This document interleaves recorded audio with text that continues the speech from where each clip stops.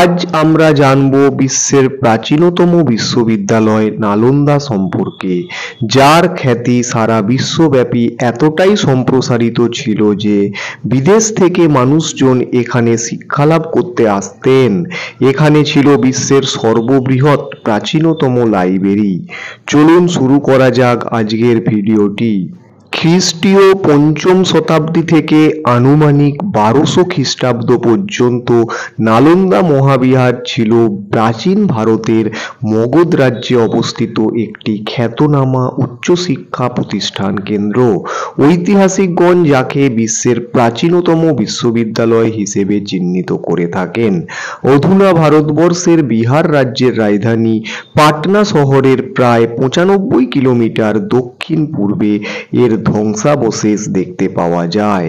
প্রায় ১২ হেক্টর বা ৩০ একর এলাকা জুড়ে ৮০০ ফুট দীর্ঘ ও ১৬০০ ফুট প্রশস্ত এই মহাবিহারটি নির্মাণ করেছিলেন গুপ্ত সম্রাট প্রথম কুমারগুপ্ত। ২০১৬ সালে নালন্দা মহাবিহারের প্রত্নস্থল ইউনেস্কো কর্তৃক ওয়ার্ল্ড হেরিটেজ সাইট হিসেবে স্বীকৃতি পায়। নালন্দা মহাবিহারের বিকাশ ঘটেছিল খ্রিস্টীয় ৫ম থেকে ৬ষ্ঠ শতাব্দীতে গুপ্ত যুগে এবং পরবর্তীকালে কনৌজের সম্রাট হর্ষবর্ধনের পৃষ্ঠপোষকতায়। খ্যাতির মধ্য গগনে থাকাকালীন অবস্থায় নালন্দায় ভারত ছাড়াও তিব্বত, চীন, কোরিয়া ও মধ্য এশিয়া থেকে পণ্ডিত ও ছাত্ররা অধ্যয়ন ও অধ্যাপনা করতে আসতেন। ইন্দোনেশিয়ার শৈলেন্দ্র রাজবংশও যে এই মহাবিহারের অন্যতম পৃষ্ঠপোষক ছিল তা বিভিন্ন পুরাতাত্ত্বিক প্রমাণ থেকে স্পষ্ট। বর্তমানে নালন্দা মহাবিহার সম্পর্কে মূলত জানা যায় হিউয়েন সাং এবং প্রমুখ পূর্ব এশীয় তীর্থযাত্রী ভিক্ষুদের ভ্রমণ বিবরণী থেকে। ঐতিহাসিক ভিনসেন্ট আর্থার স্মিথ মনে করেন নালন্দার ইতিহাস হল মূলত মহাযান বৌদ্ধ ধর্মের ইতিহাস। হিউয়েন সাংও তার ভ্রমণ বিবরণীতে নালন্দার অবদান হিসেবে যেসব পণ্ডিতের নাম করেছেন তাদের অনেকেই মহাযান দর্শন বিকাশের সঙ্গে যুক্ত ছিলেন। নালন্দায় সকল ছাত্রই মহাযান এবং বৌদ্ধ ধর্মের আরও ১৮টি সম্প্রদায়ের ধর্মগ্রন্থাদি অধ্যয়ন করতেন। সেই সঙ্গে বেদ, ন্যায়শাস্ত্র, সংস্কৃত ব্যাকরণ, ভেষজ বিদ্যা ও সংখ্যা দর্শনও তাদের পাঠ্যসূচিতে অন্তর্ভুক্ত ছিল। আনুমানিক ১২০০ খ্রিস্টাব্দ নাগাদ বখতিয়ার খলজি বাংলা আক্রমণের সময় এই মহাবিহার ধ্বংস করেন। হিউয়েন সাং ভারতে থাকাকালীন ৬৩৭ খ্রিস্টাব্দ এবং ৬৪২ খ্রিস্টাব্দে দুবার নালন্দায় এসেছিলেন। এই মহাবিহারে তিনি ২ বছর সময় অতিবাহিত করেন।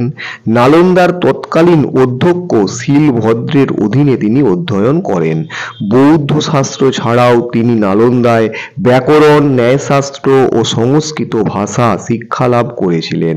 পরবর্তীতে কিছুদিন তিনি এই মহাবিহারে শিক্ষাদানও করেন। হিউয়েন সাংয়ের বর্ণনা থেকে জানা যায় নালন্দা মহাবিহারে ৮টি সভাগৃহ ও ৩০০টি কক্ষ ছিল। প্রতিদিন সকালে একটি ঘণ্টাধ্বনির মাধ্যমে স্নানের সময় নির্ধারণ হতো। সকলের স্নান কার্য সমাপ্ত হলে আরেকটি ঘণ্টাধ্বনির মাধ্যমে বুদ্ধ পূজার সময় নির্দেশ করা হতো। সন্ধ্যায় চৈত্য বন্দনা অনুষ্ঠিত হতো। চৈত্য বন্দনার অঙ্গ ছিল ৩ পর্বের সেবা, নির্দিষ্ট স্তোত্র, শ্লোক ও ধর্মগ্রন্থের নির্বাচিত অংশ পাঠ।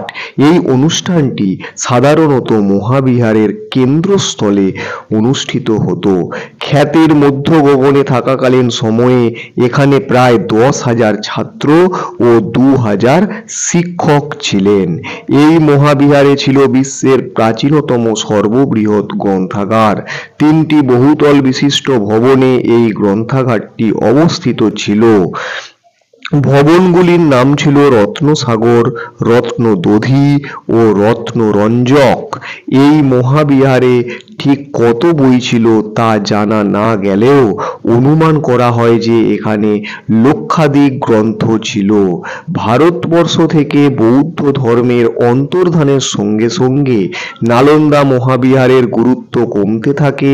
খ্রিস্টীয় ত্রয়োদশ শতকে তুর্কি গোষ্ঠীপতি বখতিয়ার খলজি নালন্দা মহাবিহারে লুটতরাজ চালায়, গ্রন্থাগার জ্বালিয়ে দেয়, শত শত বৌদ্ধ ভিক্ষুকে নির্বিচারে হত্যা করে। ফলস্বরূপ প্রাচীন ভারতবর্ষের একটি সমৃদ্ধশালী মহাবিহার ধ্বংসপ্রাপ্ত হয় এবং কালক্রমে এটি একটি ঐতিহাসিক ধ্বংসস্তূপে পরিণত হয়। ভিডিওটি ভালো লাগলে অবশ্যই একটি লাইক করবেন, কমেন্ট ও শেয়ার করবেন আর অবশ্যই চ্যানেলটি সাবস্ক্রাইব করবেন এবং পরবর্তী ভিডিওগুলির জন্য অপেক্ষা করবেন। ধন্যবাদ।